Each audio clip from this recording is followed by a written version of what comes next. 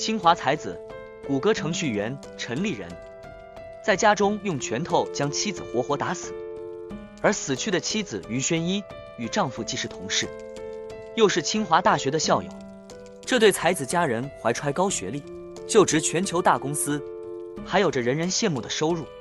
那么陈立人为何要用如此残忍的手段谋杀妻子呢？90后的陈立人出生于四川成都一户普通家庭，母亲早年因精神疾病退休在家，父亲则是在一家国企任职。陈立人从小在优渥的环境中成长，学习优秀，喜爱运动。初中毕业后，陈立人考入成都七中学习。众所周知，成都七中在国内也算是一所名校，这让很多家长趋之若鹜。陈立人就是在这样一个名校度过了高中3年，期间他还交往过一个女友。不过上大学后，两人就分了手。相对于陈立人的光鲜背景来说，受害人于宣一就只能算是小镇做题家，最普通的一名。于宣一的父母有着稳定的工作和较高的文化水平，对孩子教育比较重视，也因此于宣一从小乖巧懂事，学习成绩优异。但他有个特点，就是性格内向。2014年，于宣一以702分的成绩，成为当地高考理科状元，考入清华。在清华校园里，陈立人和于宣一相识相恋。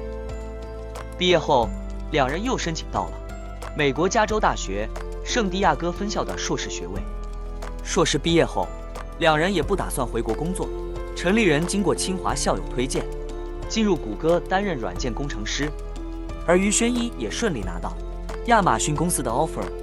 于宣一凭借出色的专业能力，在亚马逊公司混得风生水起，得到领导和同事的认可。没过多久，于宣一就接受了陈立人的求婚，步入婚姻殿堂。在婚礼上，陈立人承诺珍惜保护妻子一生一世。可惜啊，如今海誓山盟声犹在，物是人非情已空。2021年6月，在陈立人的推荐下，于宣一也加入了谷歌公司。其实对于内推加入谷歌工作，于宣一并不乐意，但为了家庭考虑，她顺从了丈夫的安排。生活中，两人除了紧张的工作外，周末也会一起旅行、滑雪、登山，还喜欢饲养小动物。社交平台上偶尔发一些他们外出的照片，在外人看来，俨然一对如胶似漆、热爱生活的恩爱伴侣。去年4月份，夫妻俩还一起贷款买下了价值200多万左右的高级住宅。搬进新家后，俩人还买了一些糖果饼干送给周围邻居。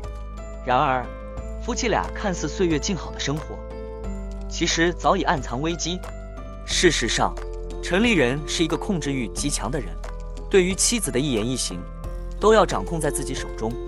无论是在生活中还是工作上，只要妻子不按照自己的想法行事，他就会大发雷霆，甚至还会怀疑妻子背叛婚姻。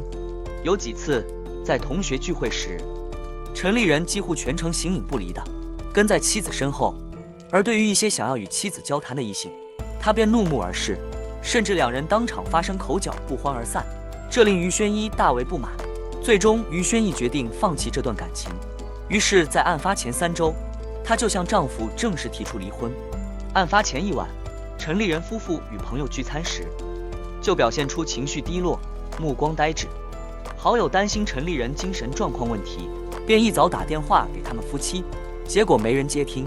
而当好友驾车去他们家时，通过后院的窗户，却看到惊悚的一幕。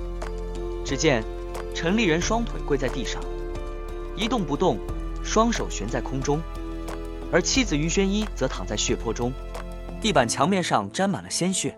随后好友报警求救，在警方的询问下，陈立人承认了杀害妻子的行为。陈立人杀妻案消息一出，其父母就及时赶到美国，聘请了当地经验丰富的律师为其辩护。而于宣一的父母因签证问题延迟了半个月后，才到达女儿身边。随后在社交平台上悲痛吊唁女儿，令人泪目。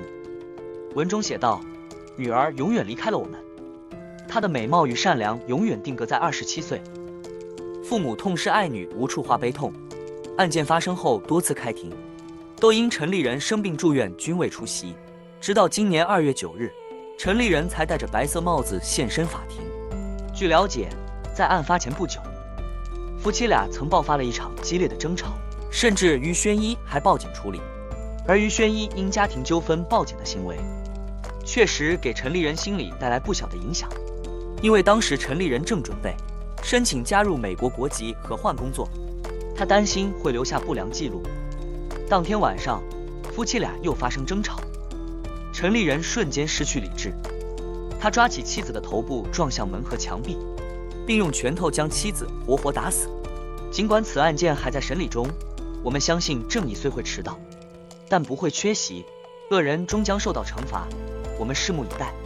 陈立人杀妻案曝光后，令很多网友唏嘘不已。这也告诉我们，金光闪闪的学历，不代表他是可靠的人品。高富帅的精英，内心的自私更可怕。所以，寻找伴侣更注重人品，而不只是外貌和学历。